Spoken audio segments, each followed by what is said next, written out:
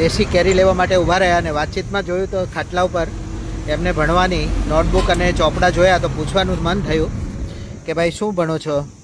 તો એ કહે છે કે હું શું કરો છો ભાઈ તમે? BSc with maths. BSc with maths કરો છો અને આ અત્યારે તમે વેચાણ કરો છો, પાછા કેરીની લારી ચલાવો છો? હે? હા હા. તો એવી શું જરૂર પડી તમને ભણવાની અને આ ધંધો છે તમારો, તો ભણવાની શું જરૂર છે?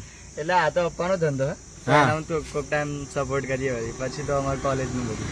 તો તમે અત્યારે બીએસસી મેથ્સ મેથ્સમાં? કરો છો. અરે વાહ, કઈ કોલેજમાં ભણો છો? જેએનજી કોલેજ. જેએનજી કોલેજ. અને બાર સાયન્સ તમે ક્યાંથી કર્યું અને કેટલા ટકામાં કર્યું? એચજીએનડી સરસ્વતી વિદ્યાલય અમારું દેવાણ બોરસદ બાજુ. અચ્છા, અને કેટલા ટકા આવ્યા હતા? 92. સાચું બોલો ભાઈ. હા 92 માર્કશીટ પડી છે. આ તમારી આ દુકાન ફાટેલી તૂટેલી અને આ તમે લારી ચલાવો છો અને 92% તમે સાયન્સમાં લાવ્યા છો, તો તમને કોઈ સુખ સુવિધાની જરૂર ના પડી ટકા લાવવા માટે? ના, એવું તો કશું જરૂર નથી. હે? કેવી રીતે ભણતા હતા? કેટલા કલાક મહેનત કરતા હતા 12માં? અપ્રોક્સિમેટલી 6 જ. 6 કલાક. પછી અહીંયા કરીએ. પછી અહીંયા બેસીને વેપાર બી કરતા હતા? હે?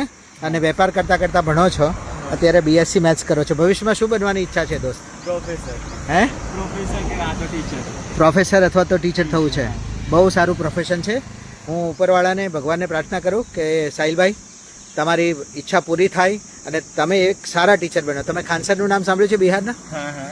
એની જેમ તમે ગુજરાતનું નામ રોશન કરો અને ખૂબ સારા બાળકો તૈયાર કરો. હે ને? ભારત માતા કી